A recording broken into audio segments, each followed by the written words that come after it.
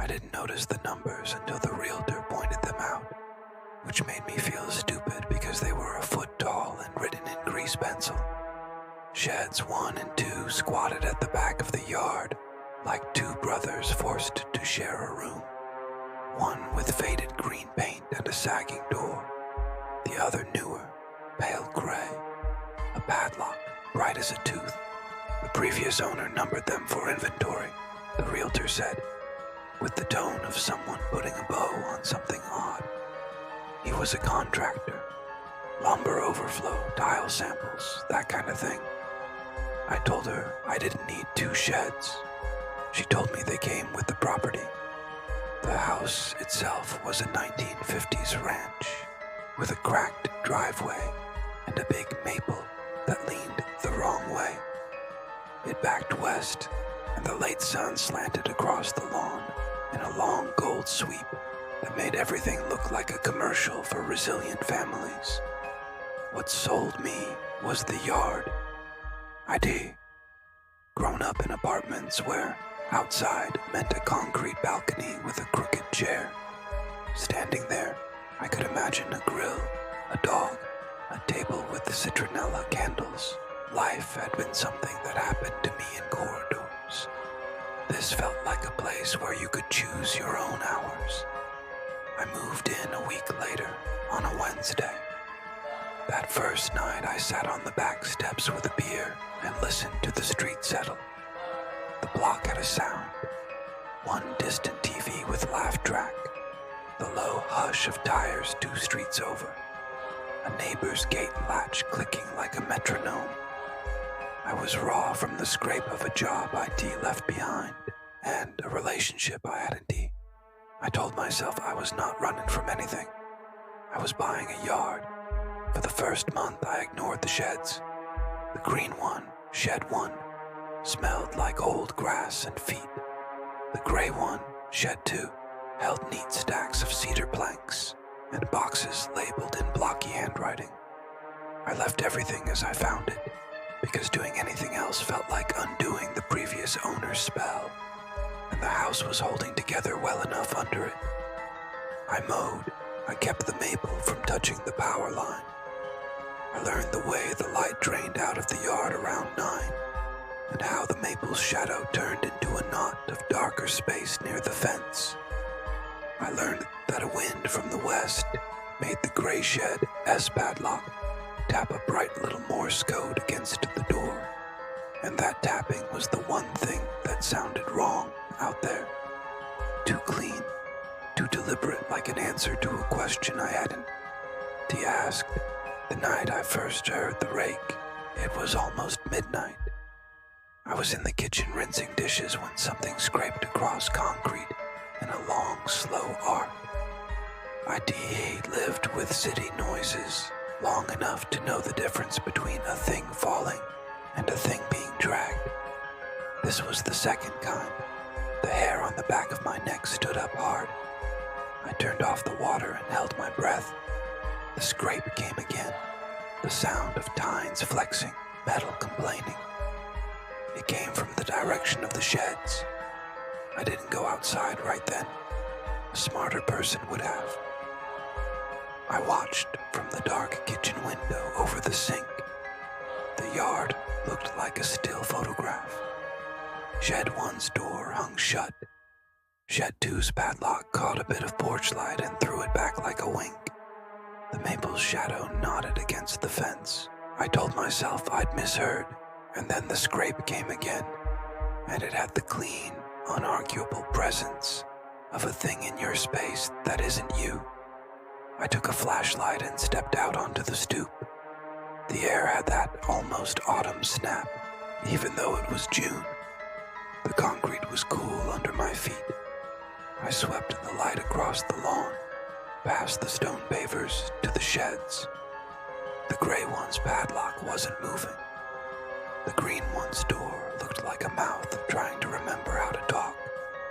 I advanced until the flashlight washed both doors in white. My beam found the yard rake propped where I'd left it behind shed 1. The tines were clean.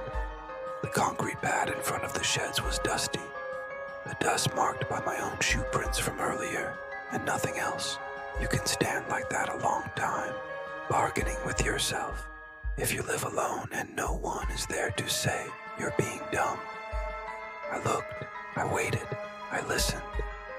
The yard gave me its chorus, a distant dog, a plane high enough that it was more idea than noise, the click of the padlock as the west wind stirred.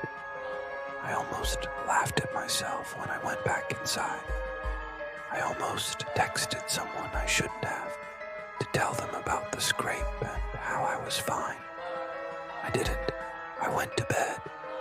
Morning made a liar out of me. When I stepped outside with coffee, the lawn sprinklers had already run. The wet has a way of telling the truth that dry surfaces won't.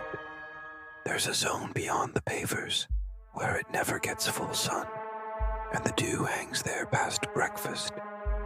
In that damp, the footprints that don't belong to you read as clearly as a headline. There were prints in a neat curve from the corner of shed 2 along the concrete pad toward the fence and back. They were not mine. The toe shape was too blunt, the gait short and measured. They overlapped older ghost prints that the morning light made hard to see, as if the same path had been used more than once. I told myself raccoons. I told myself kids. I told myself any story with a creature I knew. Then I crouched and touched the last print, where it stepped off the concrete onto the grass. It was warm. That didn't make sense. I didn't have to be a forensic anything to feel that. The sun had barely hit that spot. The heat was new.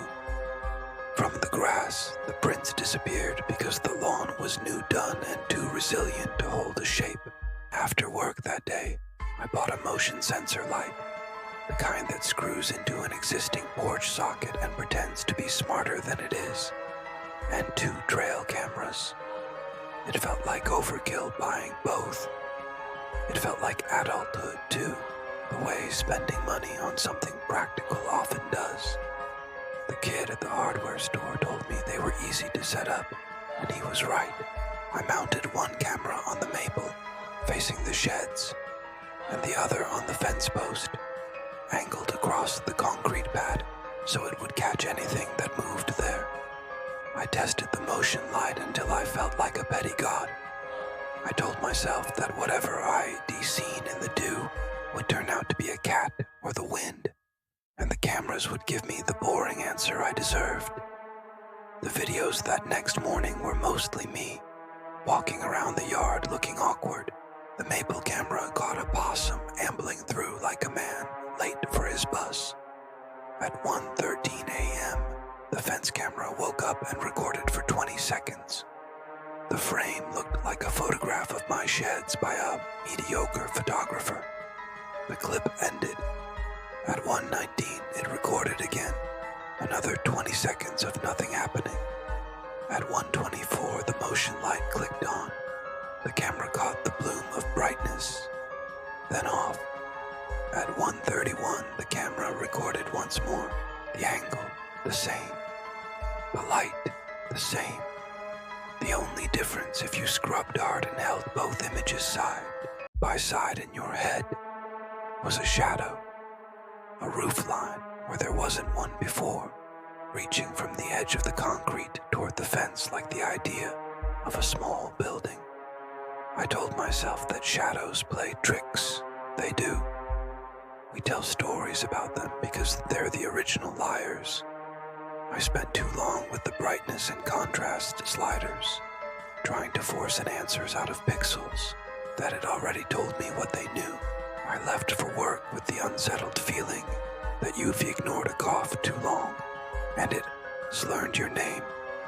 That evening I hit play on the maple camera.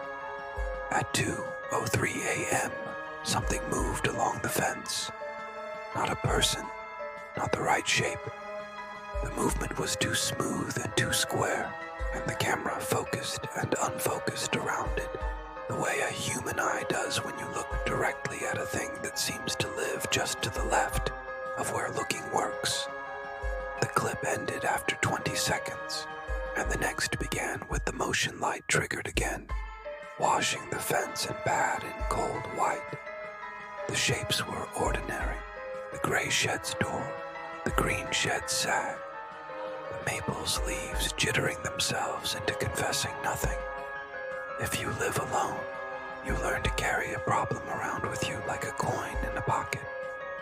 Your fingers worry it all day. Traffic, spreadsheets, the way your name sounds in a voice you don't hear anymore. I carried the yard around until I could get back to it. At sunset, I stood in the middle of my lawn and decided to do something stupid. People who watch horror movies scream at characters for choosing curiosity. I don't think it's curiosity. It's a need to re-become the person who owns the yard. I took the rake and dragged it across the concrete pad in one long, slow stroke. The sound it made was the sound I'd heard from the kitchen sink. The rake's shadow was a black hand, the tines long and even. I pulled it back the other way, rubbing away my own shoe prints, making a blank slate of dust. Then I went inside and sat at the kitchen table where I could look out at the sheds while I ate. Nothing moved. I slept with the bedroom window cracked and dreamed of numbers. The next morning, in the damp dust on the pad, someone had written a 3. It was precise and bold, not a child's scrawl. Grease pencil, the exact same chalky, oily texture as the 1 and 2 on the shed doors. The 3 sat between the sheds and the fence, where no shed stood. I stopped breathing for a second. I put my hand an inch above the line and felt that same wrong heat. Even through the cool, even in the shade. Warm, like a thing made not long ago. There are only a few ways to handle something like that. You can pretend you didn't see it. You can call the police, who will write it down and make a note about a break-in and tell you to upgrade your locks. Or you can add your own number to the world. I went into the house, found a piece of chalk, and drew a square around the 3. It was a stupid shape, uneven, a lopsided child's idea of a house. Then I left for work and tried not to think about what it meant to draw a box around a number that wanted to be a label. That night I woke around 1 without knowing why. The window let in a slice of cool and a sound like someone tapping to be let in. It wasn't the padlock. It wasn't the neighbor's gate. It was a tick against glass, regular and soft, like rain that had changed its mind about falling everywhere and decided to fall only in a line. I reached for the flashlight I kept on the bedside table and took it with me to the back door. The motion light clicked on as I opened it, and the yard turned pale. For a second, I didn't see anything strange. Then the light caught the air itself, and that's the only way I can describe it. The air where I'd drawn my ugly square looked thicker, as if the spray from a sprinkler held there. You know the way a kiosk in a mall mists perfume and it hangs in a little visible cloud. It was like that, except nothing was making it. And inside that gathered air, you could almost see boards. I took a step onto the pavers, then another. The air cooled the hair on my arms through my t-shirt. The thick place was about 6 feet across, the dimensions of the other sheds. It held the smells you'd expect, too. Cut wood, old rope, damp concrete. But every time I tried to fix my eyes on a wall or a corner, the shapes went indifferent and the world refused to quite draw them.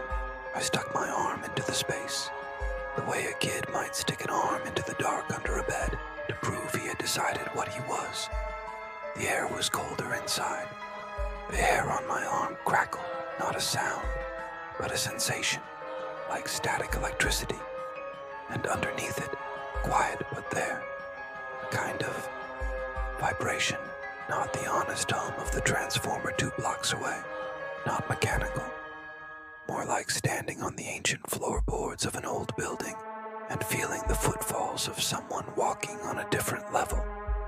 I pulled my arm back, went inside, shut and locked the door, and stood there with my hand on the knob, feeling like I'd done exactly the wrong thing in a way I couldn't name. When I looked at the camera in the morning, the fence lens had woken once at 1:13, once at 1:19, once at 1:31. The clips showed the motion light flare and die.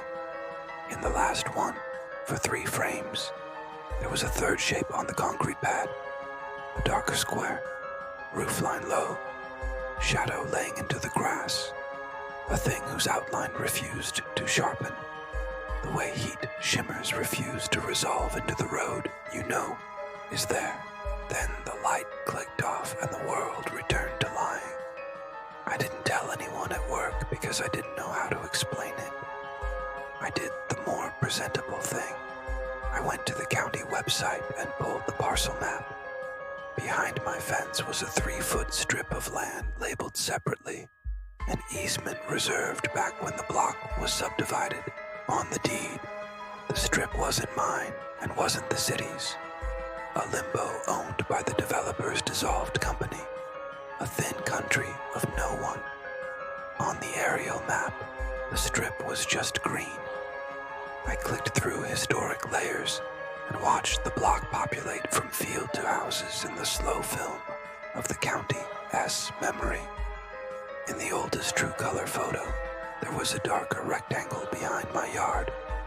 Not a shed, a pad, concrete poured at some point, no structure on it, a little like the idea of a thing. I zoomed in until the pixels admitted they didn't know how to be landscape.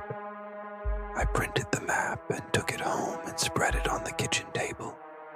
The yard looked innocent in grayscale. I penciled the sheds, the maple, the pavers. The grease pencil 3 turned into a neat circle in my drawing. It felt like naming a stray.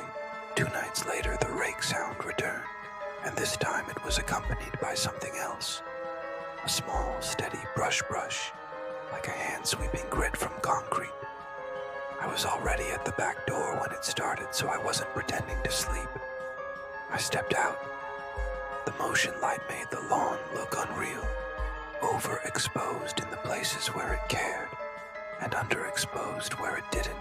The air above the chalk square wavered like heat over asphalt. Within it, a line appeared, drawn slow across the pad. My brain told me this line was grease pencil, that someone was writing, that I couldn't to see the hand, and therefore something was wrong with either my eyes or the world. I held my breath and watched the line become the top of a numeral. It curved down into the first belly of a 3. The line paused, then continued, completing the second curve. It lifted. It didn't fade. The M3 sat on the concrete with the smug permanence of all the wrong answers I've written before and had to live with. I said, "Hello," quietly, because it felt too late to pretend I wasn't there. The air didn't answer, but inside it, where the boards should have been, a darker rectangle opened that my brain insisted was a door. It was as low and narrow as the doors on the other sheds. It was exactly the right wrong size to make a person bow their head if they wanted to go in. I don't know why I did it that night and not another. I could tell you I was tired of being a passenger in my own life. I could tell you that you can only watch numbers write themselves in your yard so many times before something in you insists on joining the conversation. I could tell you a better story than the truth, which is that I simply reached forward and found the place where my hand met wood, and when it did, the hinge side of the door cooled my palm like the mouth of a freezer. The door swung inward. I smelled old wood and oil. The motion light on the house clicked off because I'd been still too long, and for a second, I was inside a small dark where my eyes couldn't find edges. I moved my hand across the space and hit something familiar, a string, and I pulled it, because that is so what you do in a shed. You pull the string and the light goes on. It did. The bulb hummed that soft way single bulbs hum when they have the whole job to themselves. The light was wrong. And yet it wasn't. It just didn't belong to the yard. It was the kind of light you remember from your grandfather's basement. Yellow, tired, patient. The space was the size of a shed. The walls were beadboard painted some color that didn't survive the years. The floor was concrete that had once been smooth and now was pitted. There were shelves on the left with jars and nails, a workbench on the right with a vise, a pegboard with outlines for tools. The outlines didn't match any tools. The pegs were empty, and the ghost shapes on the pegboard were of things I couldn't name, not because they were exotic, but because my brain wouldn't hold them. Imagine a hammer that isn't. Imagine a saw drawn by a person who has only heard of saws. If I looked directly, the shapes washed away. On the back wall, in a neat hand, someone had written Shed 3. The number matched the grease pencil outside exactly. The handwriting wasn't the same as the labels in the gray shed. It was neater, narrower, more patient. I stood there with my hand on the string and realized with the clarity that you hate, because it doesn't allow any choices, that I had stepped into something that knew my yard intimately and had no interest in me except as a person who had made the number outside be true. The bulb flickered as if to call attention to itself. The light grew brighter and then settled. A shape on the floor near the bench caught more light than it should. Like a reflection with no source, I crouched. On the concrete, near where my toes were, a set of scrapes intersected. The lines were shallow, the work of metal, dragged without aim. Overlaid on those were marks I recognized from a lifetime of moving furniture. Arcs from weight skids from rubber. The map of a box or many boxes being pushed across this floor and away from the bench toward the door. I stood up too fast and banged my shoulder on the pegboard. A hollow of outlines looked back at me. I felt a stupid, hot anger rise. "Okay," I said aloud. "What do you want?" It came out like the end of a conversation you never wanted to start. A sound came from the shelves. Not a voice, a shift. Something like glass touching glass. I moved closer. The jars held things that didn't want to be named. Fine dust, threads, something like hair that wasn't hair. I picked up a jar and my hand passed through the glass, as if the jar were pretending to be a jar. The outline of it stuttered as I tried to hold it, and then it wasn't there. My fingers closed on empty air that felt colder than the rest of the space. The jar reappeared on the shelf where I had first seen it. It didn't blink. It simply remembered itself differently than I did. I backed to the door and put a hand on the frame, the only solid promise I had. Outside, my motion light, bored with me, had gone off again. The square of yard beyond the threshold looked like a photograph, the grass too even to be true. I tried to step through and hit something like a film of cold. It yielded when I pushed, then gave way. I spilled out onto my pavers, half stumbling, the door tugging out of my hand, as if taken by wind. The door clicked shut. The motion light came on, and there were only two sheds again, the green and the gray, shoulder to shoulder, like brothers forced to share a room. I didn't sleep. I sat at the kitchen table and watched the yard and waited for the motion light to choose me again. It didn't. The night settled back into itself like an old cat around 3 a.m., and everything that had happened felt like a thing that had only been invented to keep me from rest. Morning gave me the same mercy it had before, proof in damp dust. The 3 on the pad was darker now. The scrape marks on the concrete were clearer, overlapping in a way that suggested something had been moved out of the place and moved back again and again, not by wheels but by hands that didn't tire. The chalk square I had drawn had blurred at the corners, as though something had pressed against it from the inside. I didn't go into the yard that day, or the next. When you're alone, your house can become a strategy game you play with yourself. Avoid the back window, stack the mail, sleep on the couch, because the couch points at the front door, and the front door is knowable. I stopped checking the cameras because I didn't want to see myself asleep from the angle of the fence the way I had dreamed I might. I ate cold things. I kept lights on longer than I needed to. I told myself a story about stress. I told myself any story but the one with a third shed in it. The county map stayed on the table. At lunch on Sunday, because you have to do something with your hands when your brain is a tight little fist, I called the number listed for the building department and left a message about a question with an easement and a possible board pad on a developer S parcel. I did not say third shed. On Monday, a woman named Payne called back and told me to come by with my parcel number. I went in, because that is what you do when the world tilts. You find an office with fluorescent lights and a person who knows the leader names for the tilt. She pulled a roll of old blueprints in a long cardboard tube and laid them out on a table. The developer's name was on the corner, and the date, 1958. A neat rectangle marked utility pad sat behind what would become my lot.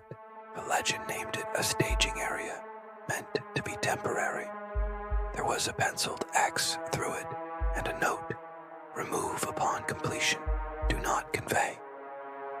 Payne traced the note with a finger, which means it doesn't belong to anyone now, or it belongs to some dissolved entity. Happens sometimes. People end up with strange little slivers behind their fences. Was there ever a structure? I asked, trying to make my voice sound like I was asking the interesting part and not the only part. Not according to this, she said, but that doesn't mean someone didn't throw up a lean-to at some point. People are always building little sins. If you're worried about encroachments, I can give you the number for surveyors. I took the number and thanked her and left. On the way home, I imagined myself explaining to a surveyor that something had thrown up a lean-to on the far side of the concrete that wasn't T-concrete, except when it was.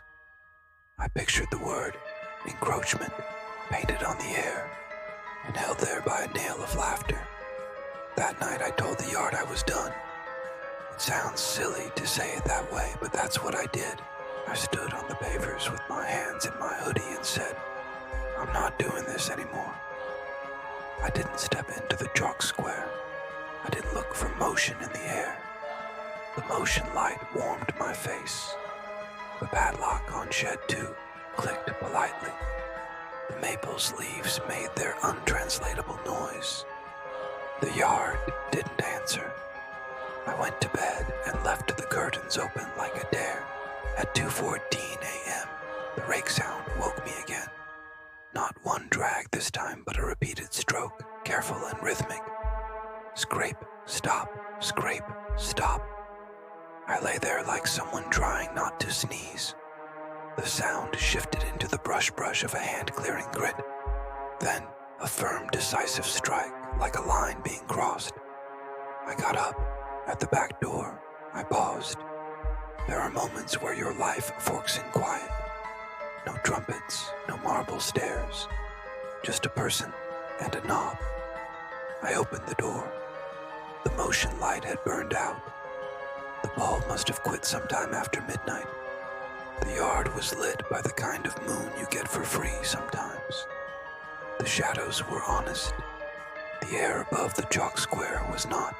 It held a darker dark that made the rest of the world look slightly overexposed.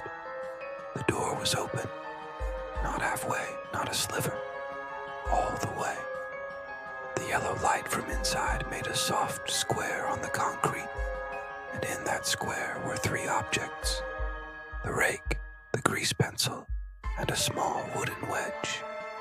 The wedge was the kind you use to level a thing that insists it's level. It had a notch worn smooth by someone's thumb.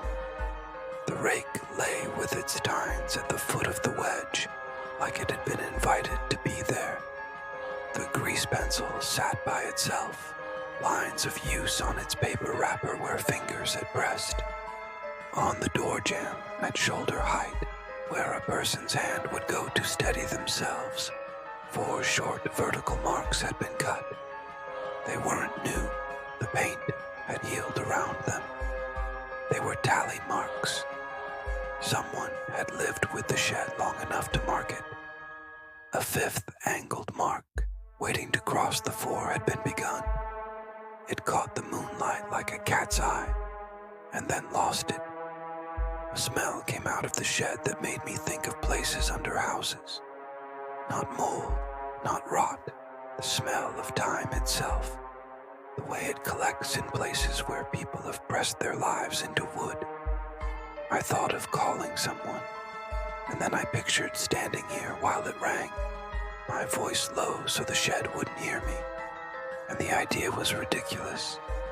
I picked up the wedge. It was warm from whoever had put it there last. I set it on the floor against the inside of the door to keep the door from swinging shut. My hand knew how to wedge a door. There are knowledges your body keeps you don't remember learning. Then I took the grease pencil, and on the inside wall above the workbench I wrote, "What do you want?" The pencil made a sound like a match on the strike strip. The words looked like mine. I set the pencil down and waited, which is something I'm bad at. The bulb hummed. Nothing else moved. After a long time, I laughed once, because it was either laugh or let the space tell me whether I belonged in it or not. I reached for the string to turn off the bulb. The string moved out of my hand as if plucked, not by me. The bulb brightened, then dimmed, then flared again. On the wall where I had written, another line appeared under my question in a neater hand. To be counted. The sound the grease pencil made on beadboard as it wrote by itself was quiet and obscene. It took its time. Each letter looked like a settled thing. When it finished the last D, the pencil rolled an inch and stopped with the same neat patience. I stood there with my breath making the small, loud noises breathing makes and said, 3. It felt correct and also insufficient, the way saying someone's name is always a poor translation of them. The shed's door hinges made a small, contented noise. The bulb steadied. On the workbench where there had been only dust, the outline of something like a box sharpened. The outline became edges. The edges took on grain. A wooden crate, old and heavy, existed. The way a person entering a room exists to you. Not a fact until your brain has decided it can be one. The crate had stenciled letters on it that I couldn't make myself read, as if the font disobeyed rules. The lid had finger-sized gaps. Inside was only dark. I didn't touch the crate. I didn't get closer to the door. The wedge sat where I had put it, and I fixated on the stupid wedge because wedges are mild and not magical. To be counted, I repeated, "Okay, 3.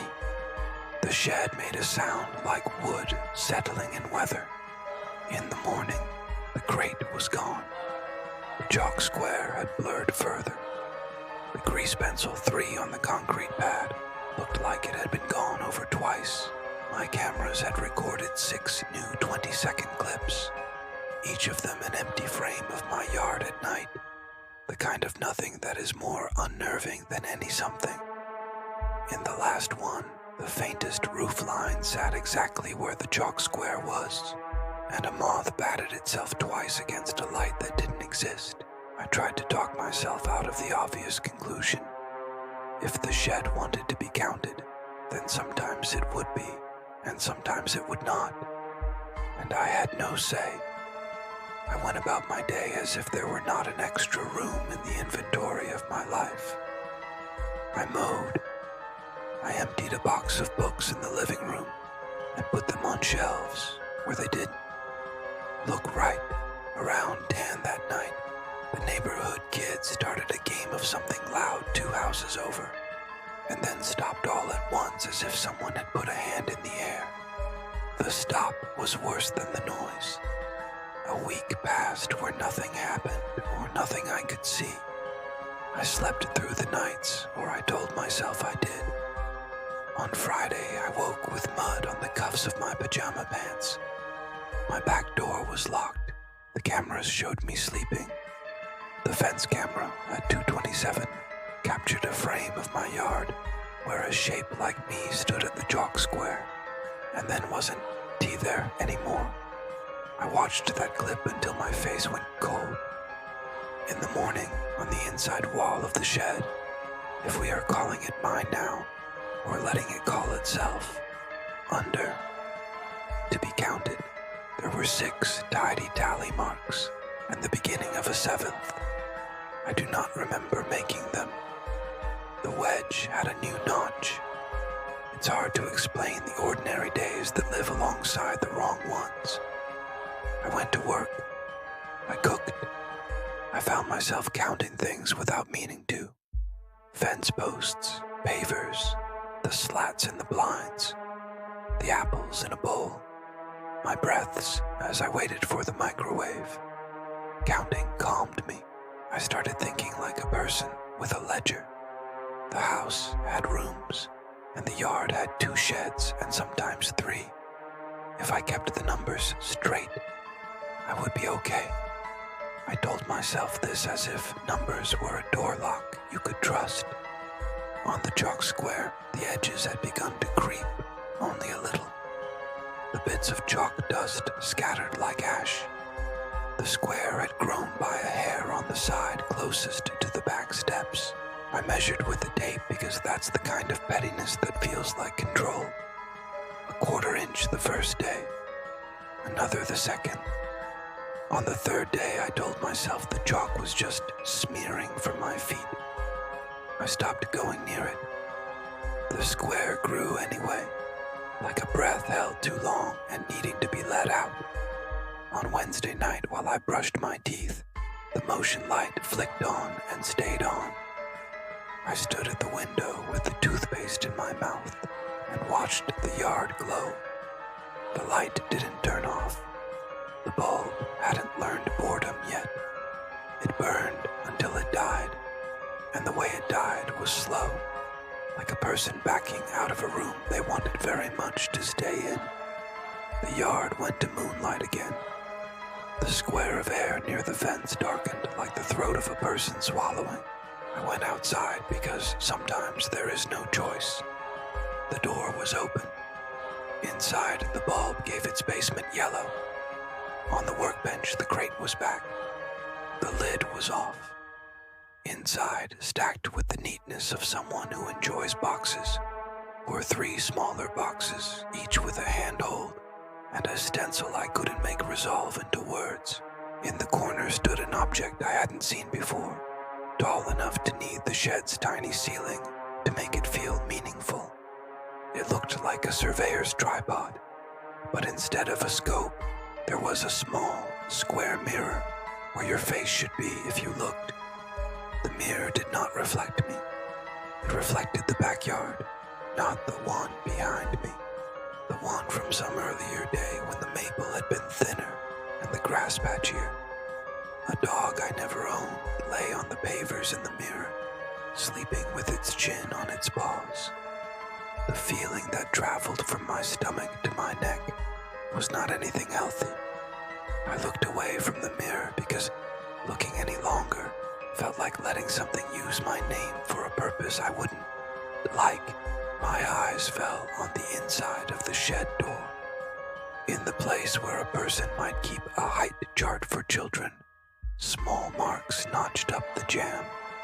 They were dated in that neat hand. years from long before I was born, up through the year I had moved in. The last date was the month before I bought the house. The line was only a little higher than the line before it, but it was higher. The grease pencil lay waiting. On the wall beside, to be counted, another line had appeared under the tally marks. Keep it true. What is it? I asked. What is the thing I'm keeping true? The bulb warmed. The mirror on the tripod turned itself a fraction, as if to adjust for wind that wasn't there. The box flaps breathed in and out, or my eyes made them do it. On the workbench, something had been pressed into dust and left its void. The void was the exact shape of a hand. From outside, the noise of the neighborhood came dull and far, like sound underwater.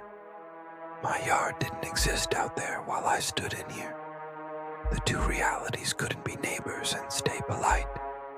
I left the shed with the clumsy urgency of a person leaving an argument before they say the thing that ends a friendship. The door remained open for a few seconds, then softly took itself shut with the self-respect of a door that has always known how to be closed. On Friday, the third shed was there in the morning light, and not just to me. The girl who cut through the alley on her bike did a double take and slowed. She looked at the space where the air used to thicken and saw a structure. The green paint on its trim was a cousin to Shed 1's. The gray of its sides matched Shed 2's. It cast a shadow on the grass that felt more honest than that of the maple. I stood at my kitchen window and watched a stranger eyes acknowledge it, and in that acknowledgement I felt both relief and dread, the way you feel when someone else knows your secret, but you are not sure what kind of person they are. At lunch, the doorbell rang. I opened it to a man in his 60s with a carpenter tan and the stance of someone who doesn't love being indoors. He introduced himself with a name that matched the developer's last name on the blueprint. My father built this block, he said without pride. I was going through storage, saw your address, thought I should check something. I used to come here when I was a kid, when they were still framing the first houses. We stood in the yard with the polite carefulness of a person trying not to step on a grave. He looked at the sheds the way you look at someone you once knew and hadn't expected to see again. There were 3, he said. He didn't say I told you so. He said it like he was relieved to be in a conversation his life had always been moving toward. There were 3 for a while. My father numbered them because he didn't like the way they went missing. Missing, I said, because sometimes repeating the word is the only way to keep language from running away. He nodded. The 3rd was never there when anyone with a badge came by. It would sit for weeks, and then, when he needed the extra space, it would be there, and he'd use it, and he would count it in his ledger, and that kept it still. If he didn't count it, it would get nervous. It would leave and come back, closer. Closer to what? I said, though I knew. He looked at the back of my house. To the thing that counts, to the person. It craves inventory. It wants to be on a list. It wants to be the 3rd of something. He didn't like that. He pointed, and I noticed the tally marks on my inside door jamb, because he looked exactly where they were, as if he had always known what spot would feel worn. He marked time out here, thought if he recorded it, it would stay where it belonged. What happens if you don't keep it true? I asked. He shrugged a small shrug that looked like it cost him. We moved. My mother said she couldn't sleep. He said he didn't need to build houses to be haunted by a shed he didn't need to sell. I think he sold to a man who used the 3rd more than he should have. We stopped coming by. A long time later, I drove past and saw only 2. I told myself I'd made it up. He smiled without humor. Then last week, going through his things, I found a ledger with 3 columns for this address.